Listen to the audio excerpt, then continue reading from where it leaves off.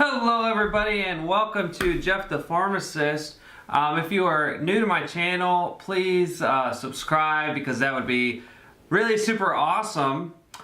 So today I wanted to talk about an issue that we're having in retail pharmacy, and it's huge, and that is where's the liquid Tamiflu?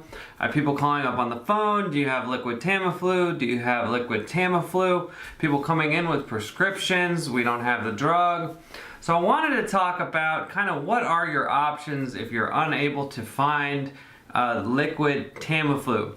So first of all, there are two different kinds of people that need liquid Tamiflu.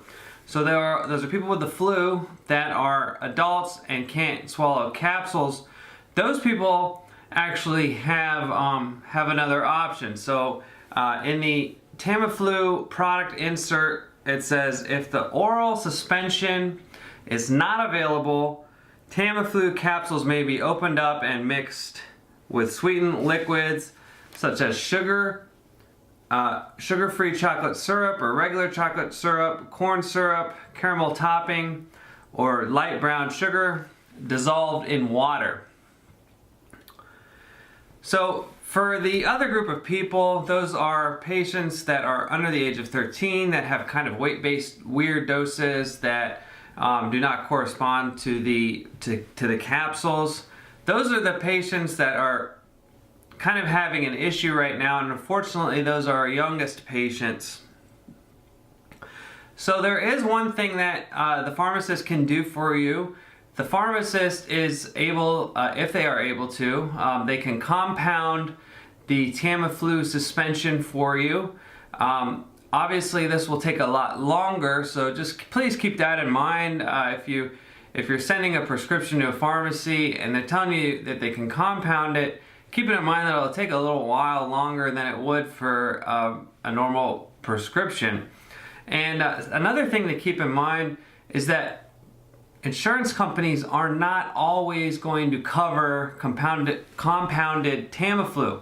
Unfortunately, insurance companies are slow to evolve to changing dynamics as far as drug shortages go. So we've seen in the past with atenolol, we had the atenolol shortage, and Tenormin, which is the brand atenolol, we have been able to get that, but insurance companies are not covering that. Similarly, insurance companies are not covering, in a lot of cases, are not covering that compounded liquid Tamiflu, and patients might need to pay out of pocket, and that can be very expensive. So if you are somebody who cannot find the liquid Tamiflu and you need it compounded, it would behoove you to ask the pharmacist, how much would that cost me? Is it covered under insurance? So you can be informed and you can make an informed decision. So the next question surrounding Tamiflu is, does it even work? So the answer to that is that, first of all, Tamiflu is not a cure for flu. So people will take Tamiflu and they'll still have the flu. It doesn't cure the flu. What the makers of Tamiflu studied was the duration of flu symptoms. If you look at the product insert, you'll see basically on average patients had their flu duration, the length of time that they had flu decreased by about a day to a day and a half, and that's about what it does. So it's totally not a cure, and I just want to make sure that there's not too many high expectations out there as far as Tamiflu goes. And there are some side effects.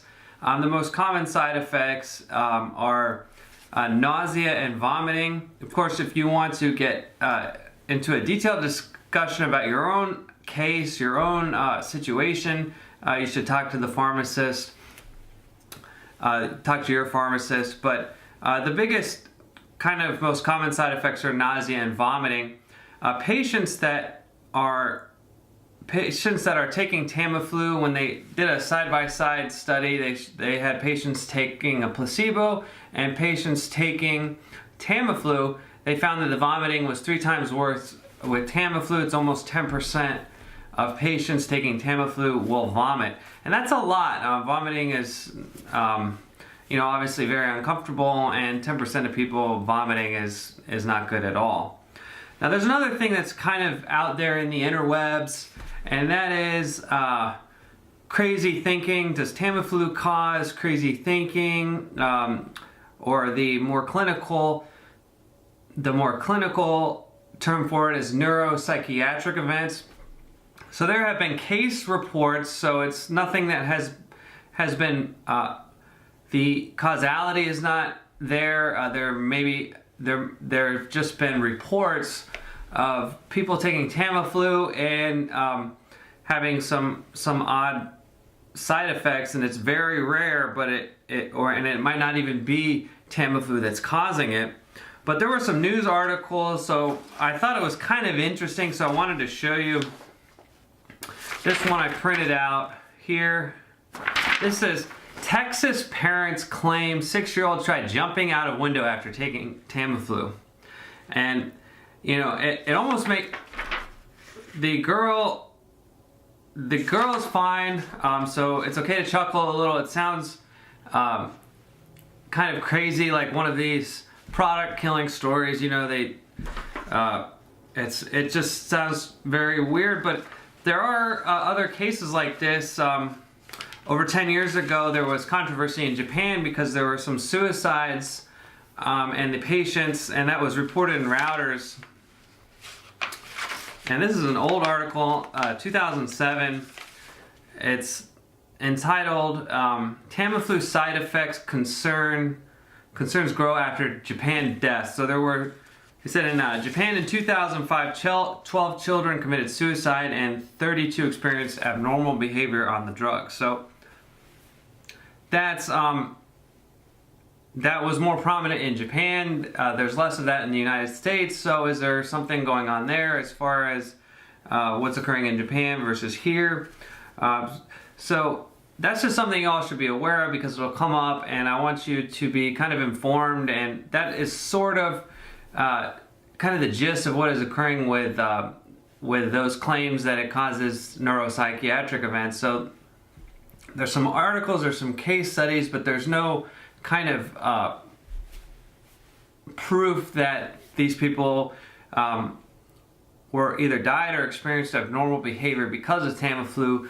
But it is scary, and it is something to think about.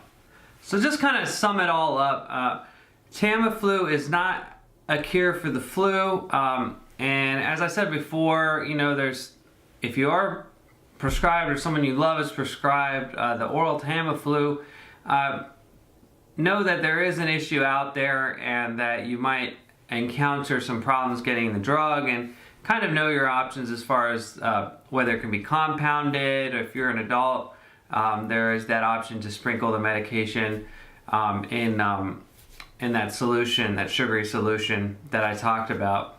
And as a side note, and something that's very annoying for me, is it seems in the bad flu seasons, Tamiflu suspension and the generic Tamiflu is always on back order. I wish that they would just try to make a little extra so that they can have enough when the flu seasons are bad.